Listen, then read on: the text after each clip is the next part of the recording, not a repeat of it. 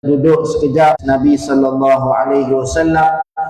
Mudah-mudahan menambah keimanan kita kepada Allah Subhanahu wa taala. Yang keduanya, marilah sama-sama kita memperbanyakkan salam serta selawat ke atas Nabi besar Nabi Muhammad sallallahu alaihi wa alihi wa sahbihi wa baraka wa sallam. Kerana disebabkan cinta kita kepada Rasulullah sallallahu alaihi wasallam, segala amal soleh kita ikut dan kita tiru Nabi kita Nabi Muhammad sallallahu alaihi wasallam. Hari ini saya nak membawakan kepada kita semua dua ayat daripada suratul Baqarah, ayat yang sentiasa diulang baca apabila masuknya bulan Ramadan. Yang pertama ayat daripada ayat 183 suratul Baqarah. Ya ayyuhalladzina amanu kutiba alaikumus siyamu kama kutiba alal ladzina min qablikum la'allakum tattaqun. Dan ayat yang kedua iaitu ayat 185, syahrul ramadhan alladzi unzila fihi alqur'anu hudan lin-nasi wa bayyinatin minal huda wal furqan. Faman shahida minkumus syahra falyasum wa man kana maridan aw ala safarin fa'iddatun min ayyamin ukhra. Yuridullahu bikumul yusra wa la yuridu bikumul usra wa litukmilul iddata wa litukabbirullaha ala ma hadakum wa la'allakum tashkurun. Dua ayat ini ayat yang biasa kita baca, iaitu berkaitan dengan as-siyam dan juga Al-Quran.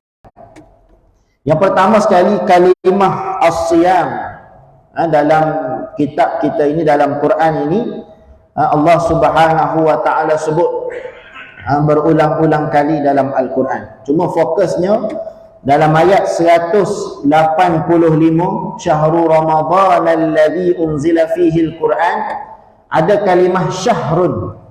Syahrun ini maknanya bulan. Maknanya bulan.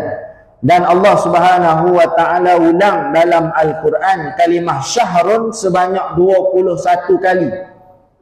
Dan kali pertama, kalau kita buka daripada awal muka surat Al-Quran, kita akan jumpa kali pertama kalimah syahrun ini dalam ayat 185 suratul Baqarah, ayat yang kita baca tadi, syahrul ramadhan alladzi unzila fihi al-Quran. Dan ayat yang terakhir yang Allah Subhanahu wa ta'ala gunakan kalimah syahrun daripada 114 surah itu ada pada surah Al-Qadr. Ada pada suratul Qadr, khairum min alfi syahr, lebih baik daripada 1000 bulan. Cantik tak cantiknya perkataan kalimah ini, kali pertama Allah guna berkaitan dengan bulan Ramadan, dan kali terakhir kalimah syahrun dalam Al-Quran pun Allah guna untuk perkataan iaitu berkaitan dengan bulan Ramadan. Ini antara rahsia-rahsia besar dalam Al-Quran yang kadang-kadang kalau kita tengok dalam bab-bab begini pun kita boleh buat kajian sedikit sebanyak berkaitan perkataan-kataan dalam Quran ini, kita akan jumpa, Masya Allah, Allah susun kalimah. Sebagai contoh, kalimah syahrun berulang dalam Quran 21 kali, dan setiap 21 kali itu berbeza-beza penyampaian daripada Allah, penceritaan yang berbeza-beza dengan matlamat dan tujuan ayat yang turun itu pun berbeza-beza, walaupun kalimah itu berulang-ulang dalam Al-Quran. Kita baca dalam surah Ar-Rahman, fabi'ayyi ala'i rabbikuma tukadziban. Walaupun hakikatnya berulang satu persoalan yang sama, tapi hakikatnya kalau kita belajar dalam ilmu tafsir Al-Quran, ada makna yang berbeza setiap 31 ulangan Allah Ta'ala, walaupun dalam Quran yang sama, dalam surah yang sama. Ini istimewanya Al-Quran. Dan kita dalam bulan Ramadan ini, kita tak lari daripada membaca Al-Quran. Sebab itu tuan-tuan, hari ini berapa Ramadan? Dah 12 Ramadan. Agak-agak dah sampai ke tidak belum kita dekat juzuk 12. Ataupun dah lebih. Ataupun masih juzuk 1. Ataupun tak habis lagi surah Baqarah. Kalau agak-agak begitulah kita ni keadaan ni, habis Ramadan nanti confirm tak habis juga bacaan Al-Quran kita. Sebab itu kita muhasabah diri kita, dah nak sampai pertengahan kepada Ramadan, mana Al-Quran aku, mana tadarus aku, Sejauh mana dah aku baca Quran? Sejauh mana dah aku tadabbur Quran? Sejauh mana dah aku amal soleh aku kepada Allah Subhanahu wa taala? Baik. Dua ayat yang kita baca tadi, yang pertama ayat Allah Subhanahu wa taala sebut berkaitan dengan as-siyam. Akhir sekali Allah sebut as-siyam, dia melahirkan apa dia? La'allakum tattaqun. Dan ayat yang kedua ayat 185, Syahrul Ramadan alladzi unzila fihi al-Quran, sehingga akhir Allah Subhanahu wa taala sebut la'allakum tashkurun. Dua benda ini.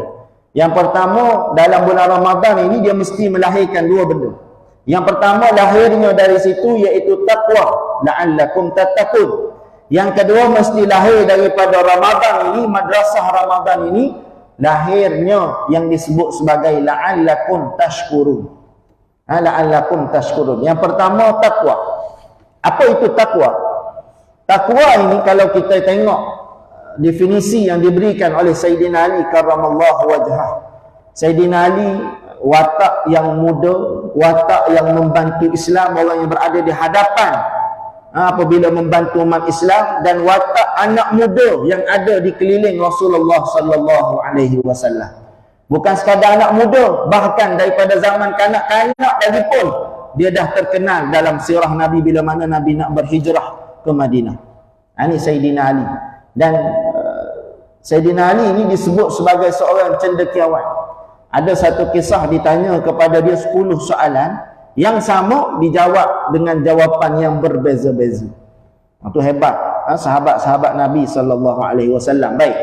Sayyidina Ali pernah menyebut bahawa maksud takwa itu apa dia? Ada 4 perkara. Yang pertama, at-taqwa itu ialah al-khawfu bil jalil, takut kepada Allah. Ni mungkin ada ustaz-ustaz lain dah cerita dalam tazkirah ataupun kuliah asal kita. Tak apa, dia sebagai satu peringatan balik. Mungkin ada poin-poin yang berbeza yang boleh kita ambil.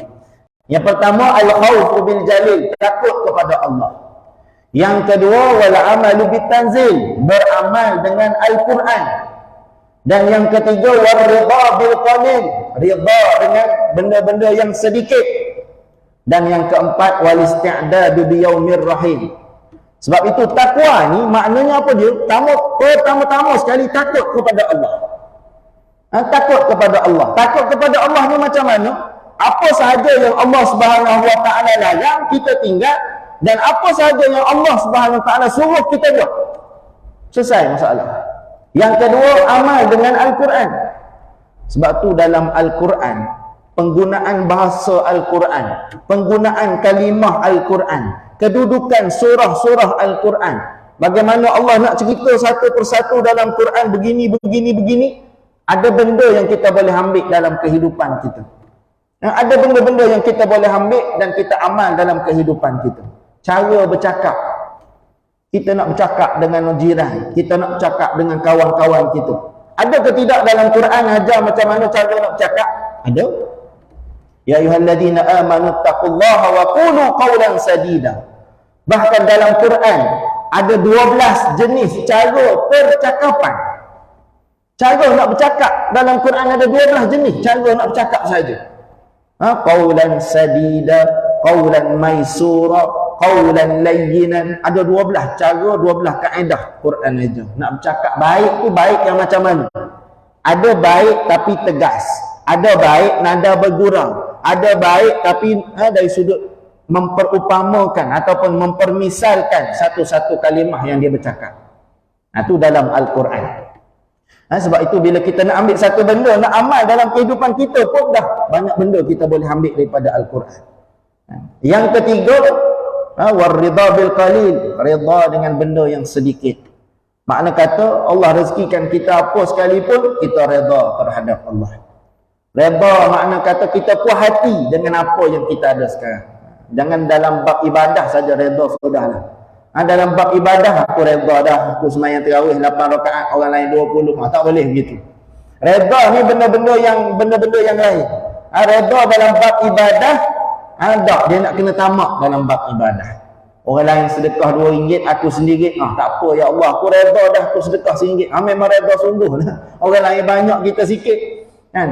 Ada dalam bab ibadah nak kena tamak. Orang tu RM2 takkan aku RM1, takkan aku RM2 je. Mesti RM3. Aku pangkat lebih daripada dia, lagi-lagi bos dekat pejabat. Mana kata dalam keadaan nak kena tamak, nak kena dengki dalam bab ibadah.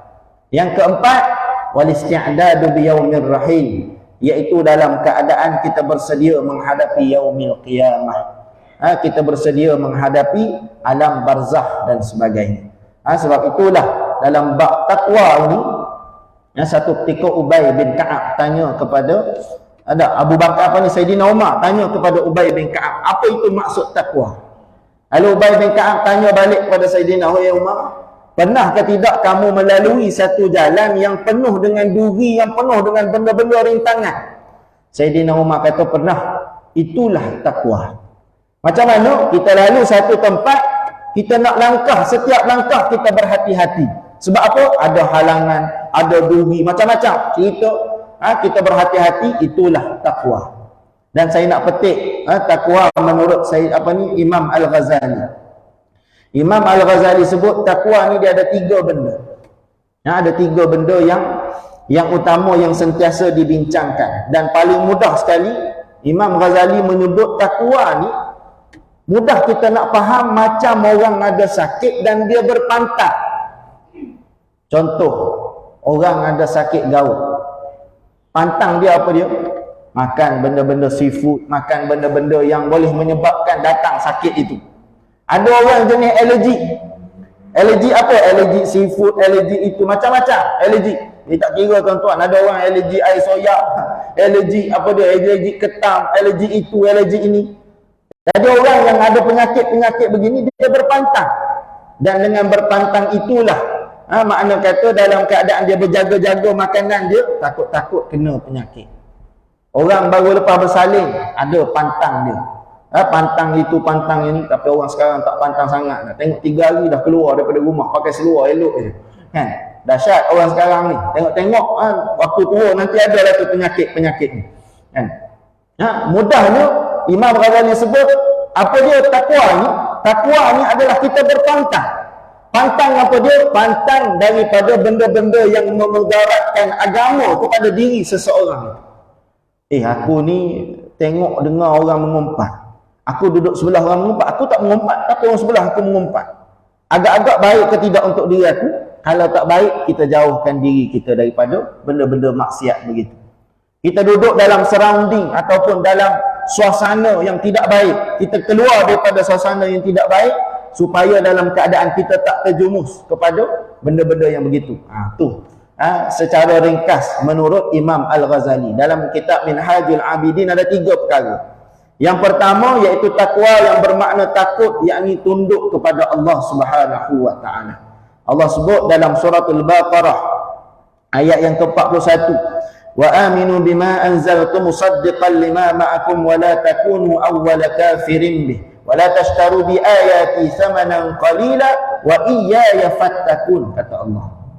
Allah sebut apa dia? Berimanlah kamu kepada apa, yakni Al-Quran yang telah aku turunkan sebagai pembenar bagi apa yang ada pada diri kamu, dan janganlah kamu menjadi orang pertama yang kafir kepadanya, dan janganlah kamu menukarkan ayat-ayatku dengan harga yang murah, dan bertakwalah hanya kepada Allah Subhanahu wa taala. Yakni takut kepada Allah. Jangan kita makna kata dalam kehidupan kita ini, na'udzubillahi min zalik, kadang-kadang ada yang seolah-olah mencabar Allah. Cabar Allah macam mana? Allah takdirkan dia hidup begini.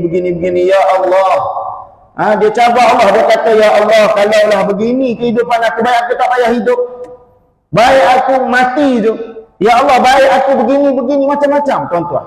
Allahu Akbar. Kadang-kadang orang yang putus asa, yang datang mula-mula sekali datang kepada dia apa dia? Yang datang mula-mula sekali kepada dia ialah syaitan.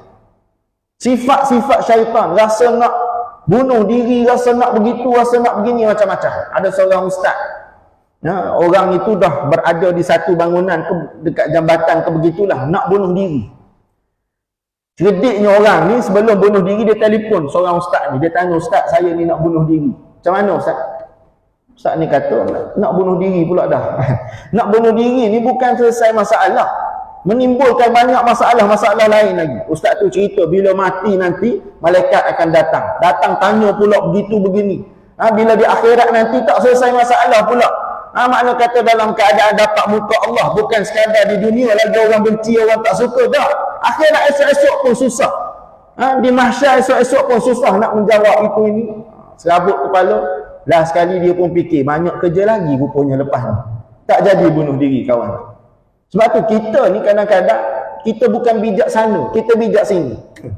Bijak sana ni macam mana? Kita bijak untuk fikir belah sana. Bijak fikir di akhirat, apa kesan kalau aku buat macam ni? Kalau aku tak puasa, buka puasa dengan sebab-sebab begini, apa kesan dia? Itu maksud bijak sana. Ni kadang-kadang kita bijak sini je. Bijak sini macam mana? Oh, aku makan dalam kereta ni, bukan orang nampak pun. Aku makan buah tamar, bagus dah makan buah tamar. Tapi waktu zuhur, dalam bulan Ramadan, orang tak nampak, tak ada masalah. Aku kenyang-kenyang aku je, aku minum air apa pun orang tak tahu. Tapi itu dia panggil bijak sini, tak bijak belah sana. Sebab itu yang pertama sekali, takwa ni mesti takut kepada Allah. Yang kedua, kata Imam Ghazali, iaitu takwa dalam keadaan taat perintah Allah dan beribadah kepada Allah Subhanahu wa taala. Allah sebut dalam surah Ali Imran, ya ayyuhalladzina amanu taqullaha haqqa tuqatih wa la tamutunna illa wa antum muslimun. Selalu disebut dalam khutbah Jumaat. Sebab apa? Pesanan takwa ini menjadi kewajipan kepada khatib untuk sebut dalam khutbah. Bahkan kalau dia tak sebut, dia jadi tidak sah. Dia jadi batal dia punya khutbah. Sebab itu pesanan takwa ini walaupun sekadar pesanan, tapi sesuatu yang wajib dilaksanakan setiap minggu. Baik, yang ketiga, takwa dalam keadaan membersihkan hati daripada berbagai-bagai dosa. Dan Allah Subhanahu wa taala sebut dalam surah An-Nur ayat yang ke-52, wa may yuti'illaha wa rasulahu wa yakhshallaha wa yattaqihi fa ulaika humul faizun.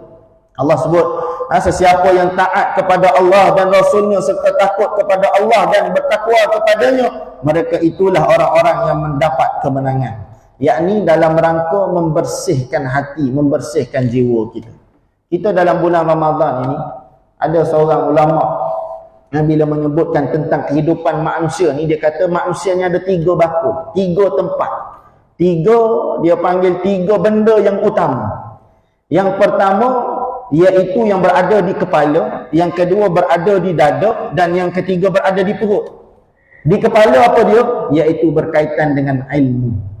Yang kedua yang berada di dada berkaitan dengan iman dan kepercayaan kita. Dan yang ketiga berada di perut, iaitu benda-benda fizikal yang masuk dalam mana kata kita makan masuk ke tempat itu. Hari-hari kita ni, kalau kita banyak kepada satu tempat ataupun satu ruang itu, dia akan menyebabkan ruang-ruang lain jadi kosong. Sehari tak masuk ilmu, sehari tak menambah keimanan, sehari tak nambah makanan, dia akan jadi rosak persekitaran ataupun kehidupan manusia itu. Sebab itu bulan Ramadan ni bulan nak kontrol ketiga-tiga benda ni. Nak kontrol dari sudut iman kepada Allah, nak kontrol dari sudut ilmu yang masuk kepada kita, dan yang ketiga yang paling utamanya, nak kontrol makanan. Sebab itu dalam bulan Ramadan jangan kita masuk tunggu je waktu maghrib sudah. Air 3 jenis. Air panas, air sejuk, last sekali air suam, bilas. Last sekali. Makanan 3, nasi arak, nasi ayam, macam-macam, 3-4 perkara jenis nasi. Lauk kuih pula 3-4 perkara lauk kuih depan mata kita. Hari inilah mengidam tu, hari inilah nak makan itu, nak makan ini, macam-macam. Dah sekali makan 2-3 mulut, dah tak boleh pergi dah. Dah kawan tu ada kencing manis pula. Kan, tak sedar beli dekat bazar tadi, sedap dah, tengok-tengok, masya-Allah. Kan, beli dekat bazar pun tuan-tuan sekarang ni nak kena hati-hati juga, kena takwa juga. Nak beli barang dekat bazar Ramadan pun kena hati-hati, takwa juga tuan-tuan. Saya pun dah terkena dah tuan-tuan. Beli air Milo je pun. Beli air lah, bukan air Milo lah, adalah satu air tu. Balik-balik, ya Allah, aku dah bagi anak aku minum, tengok-tengok, masya-Allah. Masak dah memang 2-3-4 hari punya air dah.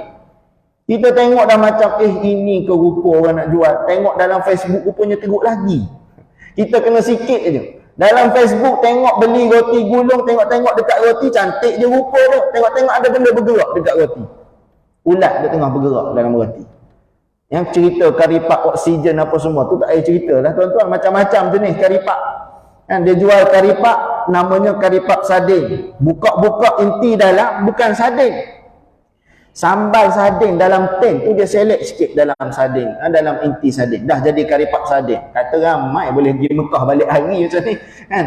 Orang tu meniaga begini, orang ni meniaga begini. Sebab itu tuan-tuan, orang yang jual makanan nak kena ada takwa, orang beli makanan pun nak kena ada takwa.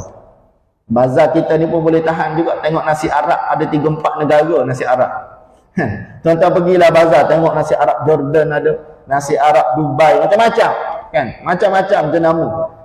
Tak ada masalah itu kita raikan orang nak meniaga dan sebagainya. Cuma kita nak kena ada takwa, janganlah makna kata wujud sifat pembaziran dan sebagainya. Baik, ulama menyimpulkan ada beberapa perkara yang boleh kita buat untuk meraih takwa. Yang pertama sekali, kita mestilah memperbanyakkan istighfar, yakni bertaubat kepada Allah Subhanahu wa taala. Nak kena banyak istighfar. Terutamanya waktu sahur. Allah sebut dalam surah Az-Zariyat, orang mukmin ini pada waktu sahur bukan sekadar bangun untuk makan dan minum untuk sahur, tak. Tapi bangun untuk sahur, makan dan minum, dan juga beristighfar, memohon ampun daripada Allah Subhanahu wa taala. Ni kita bangun sahur dah lah, bangun pukul 5.30, isteri bangun 4.30, haram dia nak bangun tolong isteri, tak tolong dah kan. Bangun-bangun makan, habis makan subuh lambat lagi, nak tidur dulu sekejap, tidur tengok pukul 7 baru bangun. Tu satu masalah dah kan. Mana kata dalam bab sahur ini kepilkan sekali nak dapat barakahnya, mestilah ada istighfar dan taubat kepada Allah.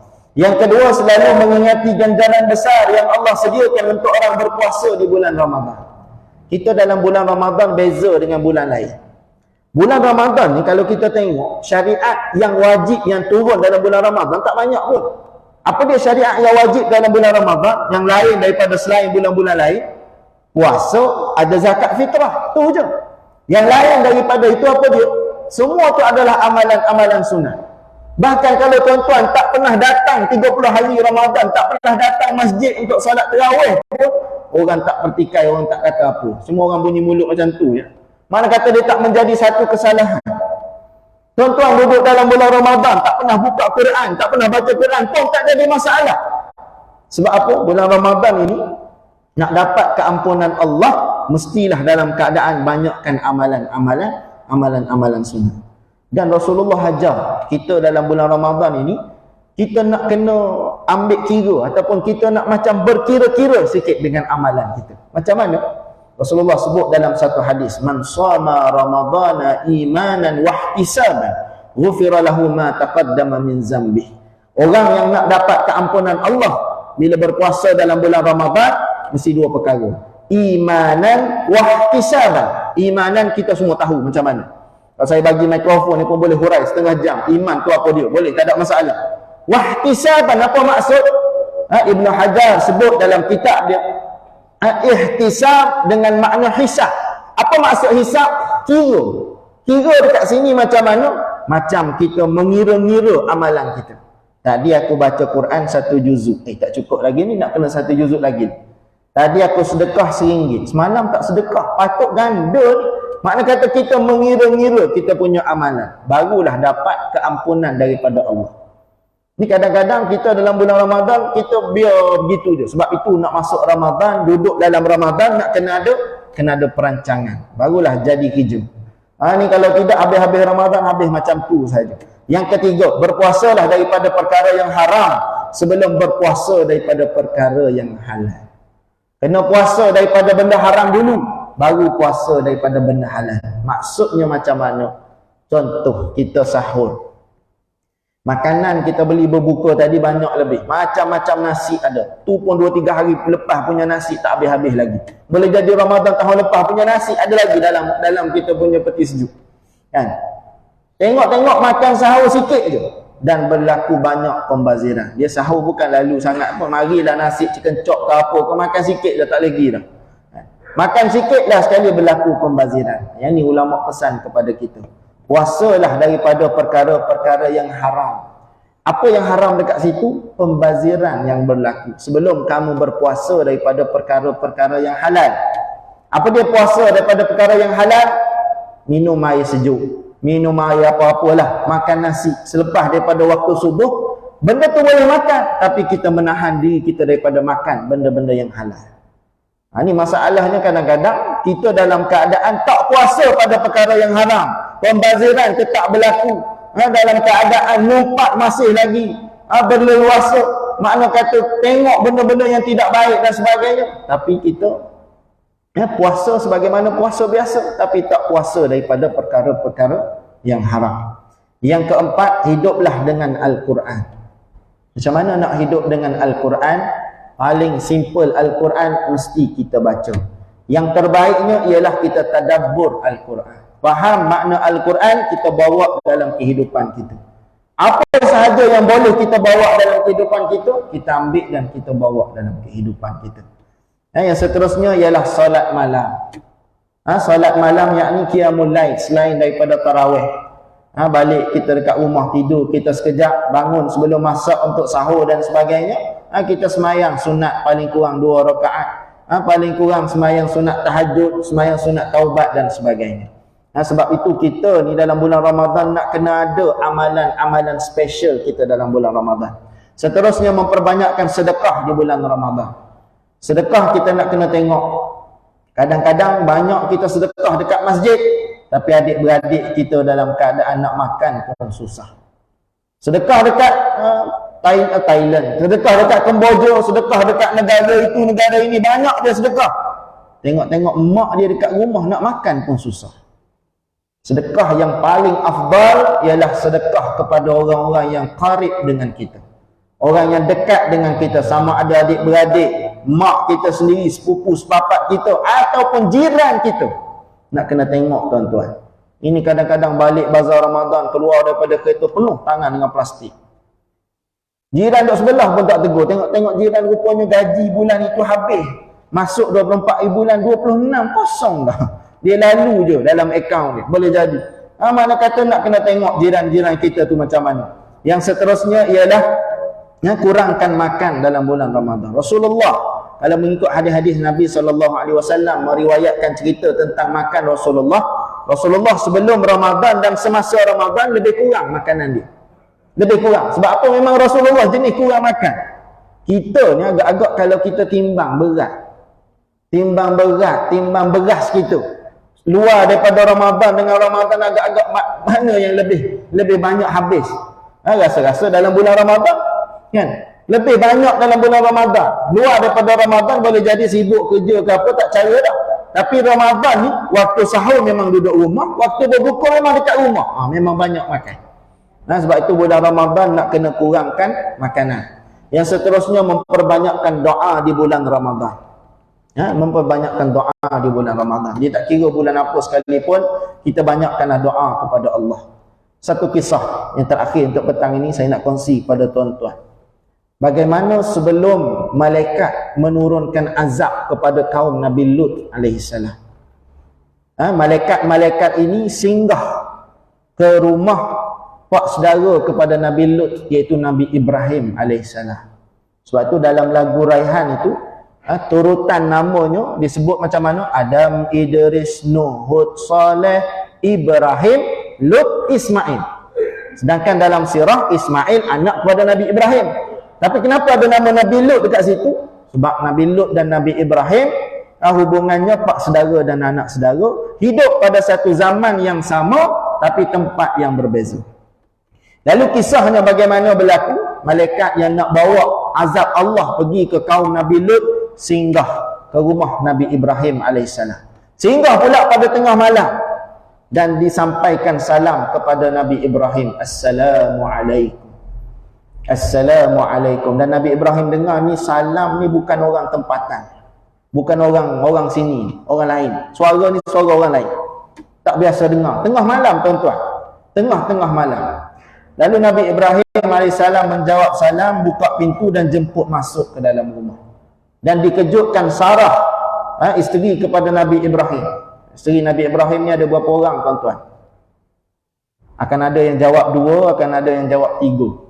Macam-macam lah. Ada hadis yang sebut nama Qaturah, satu lagi nama isteri Nabi Ibrahim. Cuma yang masyhurnya 2 orang, Sarah dan juga Hajar. Baik. Lalu dikejutkan Sarah, wahai Sarah, kita ada tetamu begini-begini, tengok dekat dapur apa ada makanan yang special untuk kita bagi pada tetamu kita. Dia tak tahu lagi malaikat. Last sekali Sarah kata, tengok-tengok belakang ada seekor lembu sahaja, anak lembu yang kita boleh sembelih buat makan.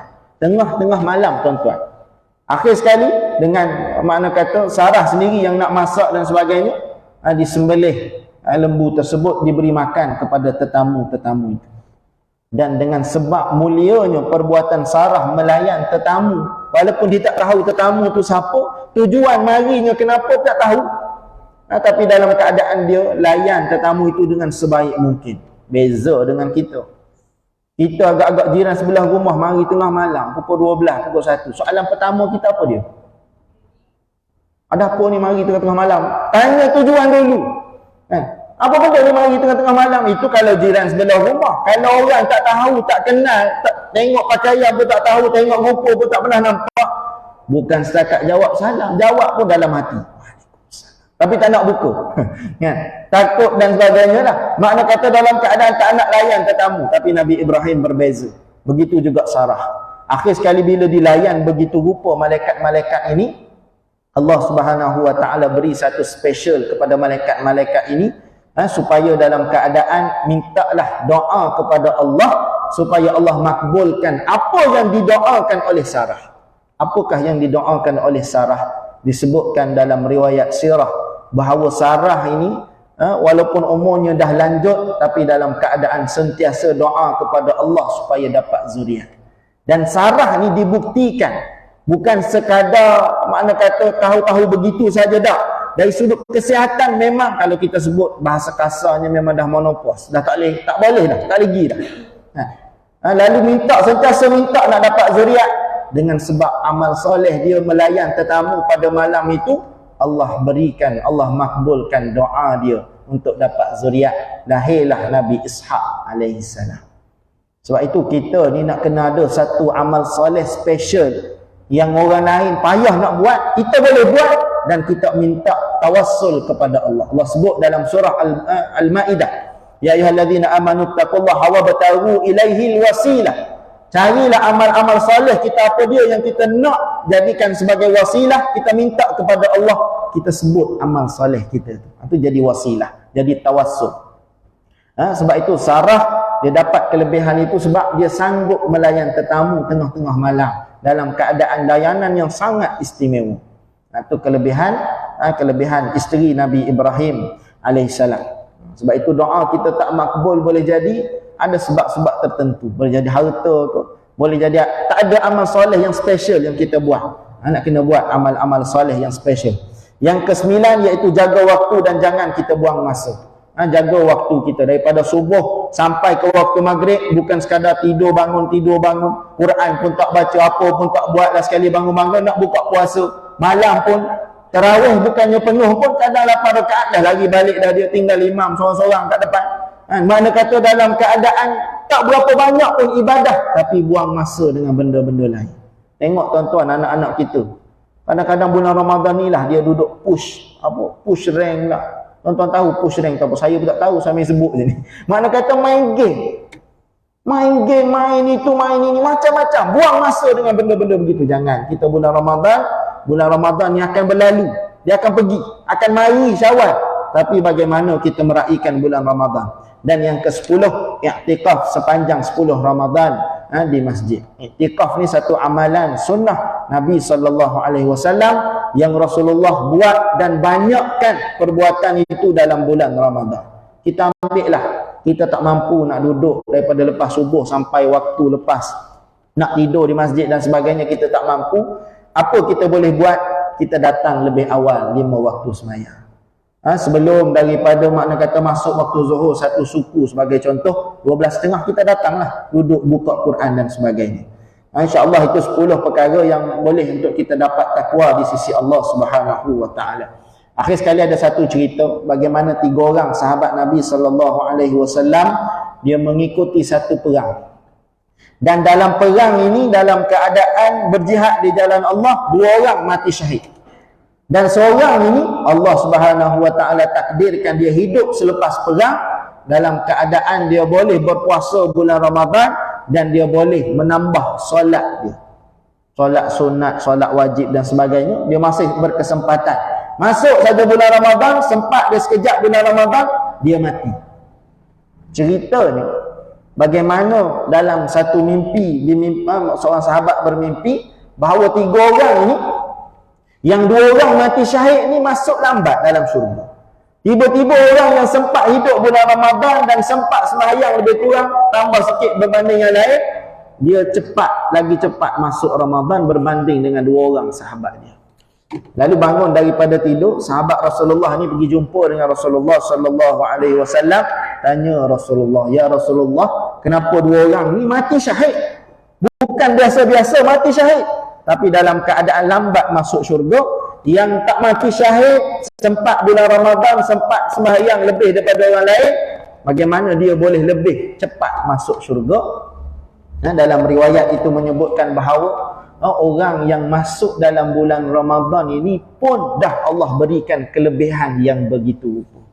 Dia duduk dalam bulan Ramadan, makna kata duduk dalam bulan Ramadan dan tidak melakukan dosa, tidak melakukan benda yang Allah larang, pun dapat kelebihan, kemuliaan daripada bulan Ramadan. Lagi-lagilah orang yang duduk dalam bulan Ramadan, dia baca Quran, dia tambah amal soleh lain, dia banyakkan sedekah, buat baik begitu begini, lagi-lagilah Allah lebihkan pada amalan dan benda-benda lain. Sebab itu tuan-tuan, kita ni kira bersyukur kepada Allah. Dengan sebab kita duduk dalam bulan Ramadan ni lah Allah bagi peluang kepada kita. Jangan sia-siakan peluang yang ada ini. Dan mudah-mudahan baki Ramadan yang masih ada lagi lebih kurang 20 hari lebih ni, kita gunakan untuk baca Quran, untuk betul-betul beribadah kepada Allah Subhanahu wa taala. Saya kira sekadar itu saja untuk petang ini. Mudah-mudahan ada manfaat untuk sama-sama kita ambil dan kita perbetulkan ibadah kita di sisi Allah Subhanahu wa taala, supaya Allah menerima segala ibadah kita insya-Allah. Aku qauli hadza wa astaghfirullahal azim li wa lakum. Wassalamu alaikum warahmatullahi wabarakatuh. Allahumma arzuqna al-fahman nabiyyin wa hifzal mursalin wa ilhamal malaikatil muqarrabin bi rahmatika ya arhamar rahimin. Allahumma arzuqna lailatal qadr fi hadhihi sanah wa fi kulli sanah. Rabbana atina fid dunya hasanah wa fil akhirati hasanah wa qina adzaban nar walhamdulillahi rabbil alamin.